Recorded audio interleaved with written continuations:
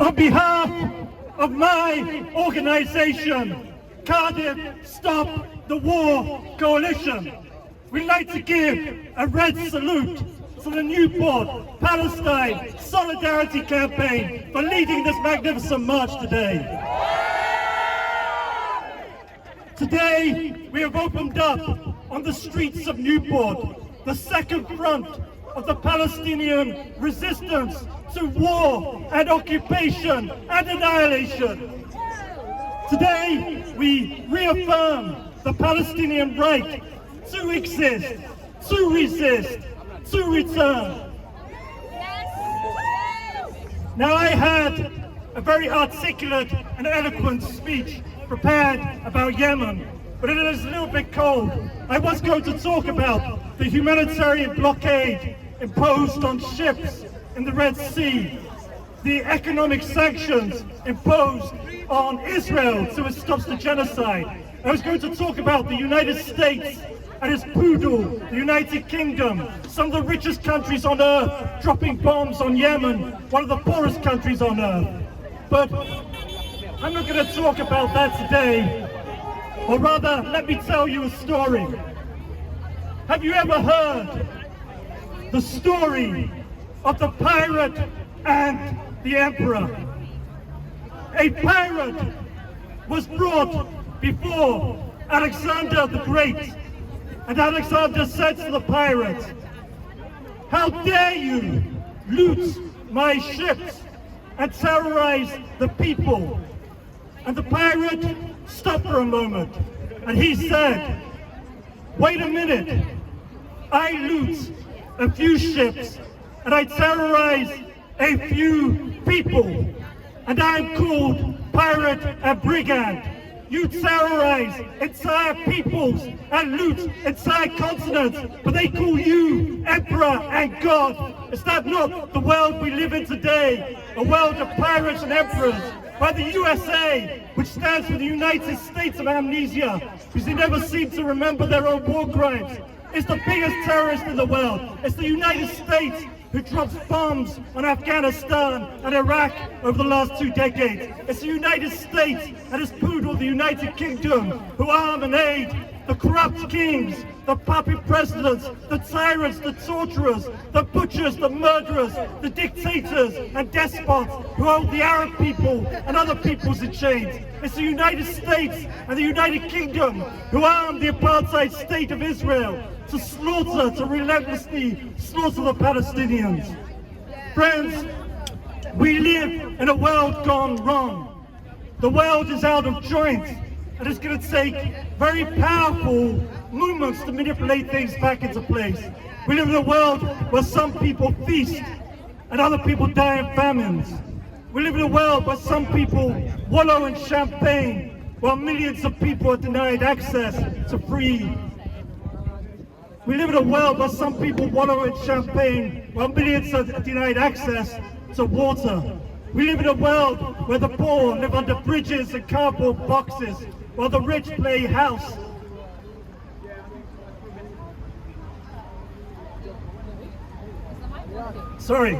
We live in a world where the poor live under bridges and cardboard boxes while the rich live up on the mansion or the hill. I read recently that the richest men on this planet have more wealth than the majority of humanity. That is a crime against humanity. But we're here for Palestine. Now, people remember that in 1967, it took Israel 6 days to defeat the combined armies of the Arab world. Well, it's been over 100 days and the Palestinian resistance is undefeated. Now, we are now at a crossroads and a crisis for our democracy. The majority of people in this country support an immediate ceasefire, but the majority of MPs support the genocide. And it's very important that we march in Newport, because Newport was a cradle and a crucible of our democracy. For those who don't know their history, in the good old days of the British Empire, when the sun never set and the blood never dried, while our country was busy invading other people's countries, most people in this country had no human rights, no civil rights, no right to education, and no right to vote. And the people of South Wales rose up in their thousands in Newport in 1839 with the aim to wage a rebellion across this island to establish a democratic workers' republic. And the three vital letters of their movement, Chartism, the movement for the working class right to vote, that I'd like to leave with you today. The first lesson is they weren't just after the right to vote for voting's sake. They're after the right to vote to transfer wealth and power from the top to everyday people and ordinary citizens. And that is an unfinished revolution. The second great lesson of the Charters is that change comes from power, and power comes from organisation. You have to build a mass power organisation. In Cardiff, we tried to build the Cardiff Stop the War Coalition to wage war against war. For over 2 decades, we've been fighting war. War in Afghanistan, war in Iraq, war on Syria, war on Ukraine, war on Palestine, war on democracy, war on human rights, and war on our minds. We have to start building these mass power organizations against war and economic crisis and racism and fascism and ecological devastation. I think the third great lesson of the Charters is that we often hear, particularly in recession, people say, well, now there's a recession, now times are hard, we have to look at our own. But if we look at the Chartist movement, who are their leaders? They're Irish immigrants like Fergus O'Connor and Bronzer O'Brien.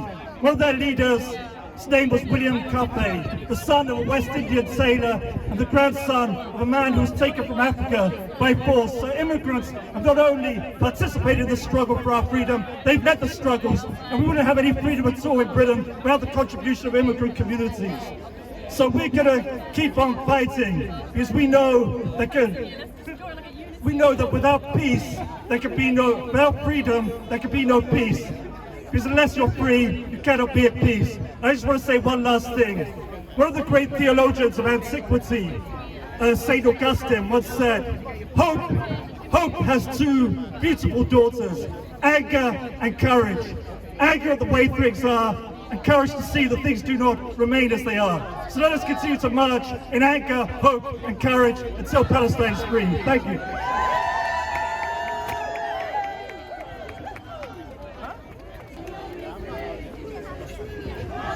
Hello Newport! Hi guys, my name is Hadid and I just want to say a few words about our dear journalists in Gaza, currently risking everything to show us in real time and what's happening. As a British Palestinian myself, with a voice in this issue, I believe we should as a collective speak up for those without one. I feel as much as we've talked about the civilians in Gaza, I feel we have disregarded the true heroes who are the journalists. I recently noted the contrast with the amount of journalists that have lost their lives in Gaza compared to the recent Ukraine-Russia war. It is important to note that in Ukraine, 17 journalists sadly lost their lives. However, in Gaza, the death toll of journalists is over 150. This is a significant indicator of them silencing us and a clear indication of how much they are currently targeting those who are attempting to tell us the truth. Additionally, I presently participate in these TikTok lives which effectively provide a forum for journalists to report events in real time, giving us access to information ahead of the news and media. And it is important to note that the information these journalists give us will use as evidence in the ICJ. One of the journalists said something that will always stick in my memory. He said in clear Arabic, which we then translated for the other viewers, he said that we made him laugh and in essence forget about his difficulties, and that he was thankful that we had given him a platform to express himself freely. This should serve as a stark reminder that we must never stop sharing and raising awareness for the voiceless. After all, they are the ones who are doing it all so that we can see them. We are working to provide them platforms and to share their words. I have never witnessed such extreme suffering in Palestine or such a high level of targeting of journalists in my life. To demonstrate your support for journalists, you can do the following by wearing press merchandise, as I am wearing here, which is widely available, is one way to show support for the journalists. We Wear Peace is an Instagram account where press jumpers are presently sold. And remember, our journalists are not numbers. They are people just like me and you, with families, hopes, dreams and aspirations. Enough is enough. Thank you.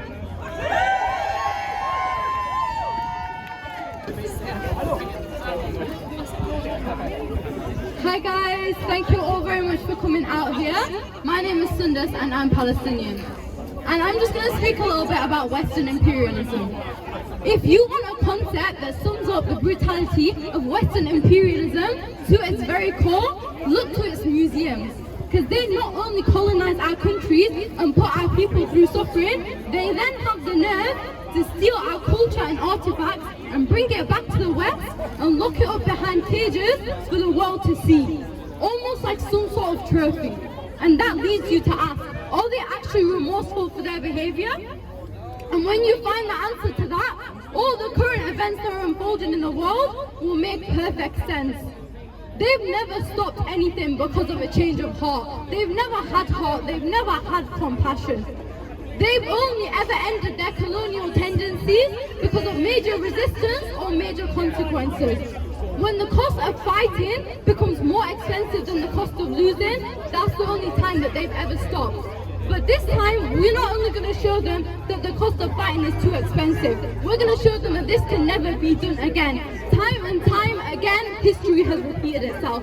This time, this movement is going to show them that it doesn't happen again. You don't get to just apologize and hide for a few years and then come back and colonize the rest of the world. This time, it's forever. That's it. It's the last time. Thank you very much. Free Palestine!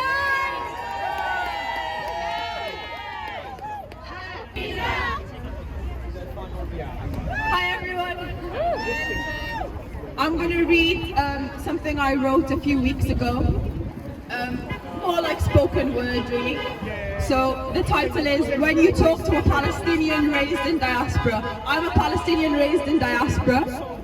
So this is when you talk to a Palestinian raised in diaspora.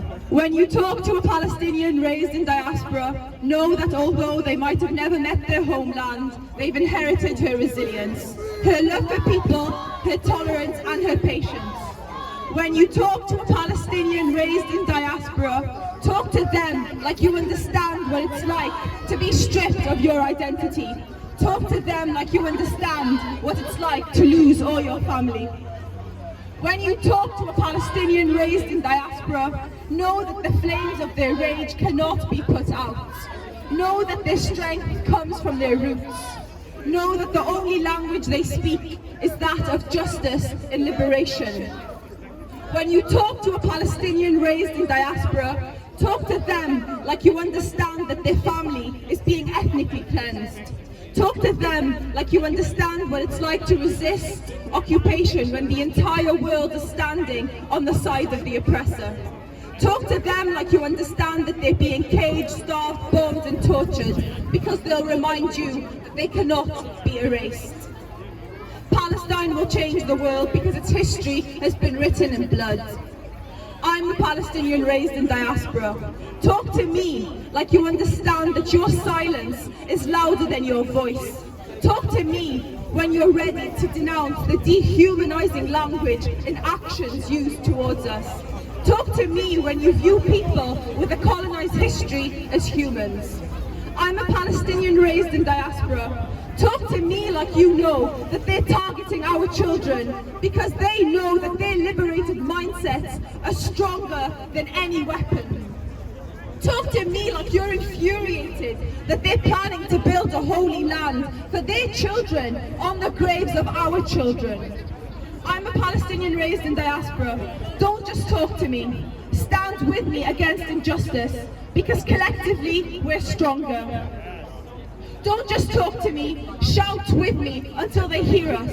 Shout how many more innocent civilians must be killed before we can be angry. Shout how many more kids are supposed to cry before we drown in their tears. Shout how many more illegal weapons can a state use before they're deemed the aggressors. Shout how many more until you call this a genocide. Shout how many more until you call for a ceasefire. I'm a Palestinian raised in diaspora. I stand hand in hand with you. We talk to those who are complicit like we don't understand how they've washed their hands of the blood of the Palestinian children.